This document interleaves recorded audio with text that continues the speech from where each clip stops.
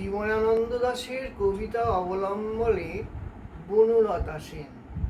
হাজার বছর ধরে আমি পথ হাঁটিতেছি পৃথিবীর পথে, সিংহল সমুদ্র থেকে নিশীথের অন্ধকারে মালয় সাগরে অনেক ঘুরেছি আমি।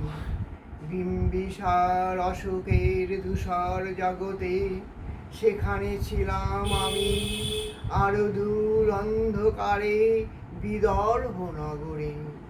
আমি ক্লান্ত প্রাণ এক, চারিদিকে জীবনের সমুদ্র সাপেন, আমারে দুদণ্ড শান্তি দিয়েছিল নাটোরের বনলতা সেন।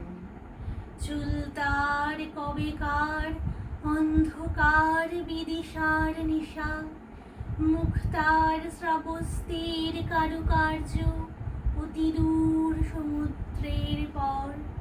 হাল ভেঙে যে নাবিক হারায়েছে দিশা, সবুজ ঘাসের দেশ যখন সে চোখে দেখে দারুচিনি দ্বীপের ভিতর।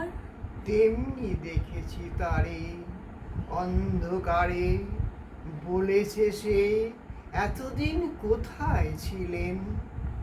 পাখির নীড়ের মতো চোখ তুলে নাটোরের বনলতা সেন।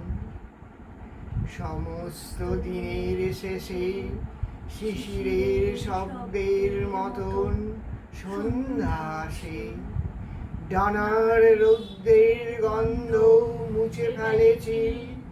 পৃথিবীর সব রং নিভে গেলে পাণ্ডুলিপি করে আয়োজন, তখন গল্পের তরে জোনাকির রঙে ঝিলমিল।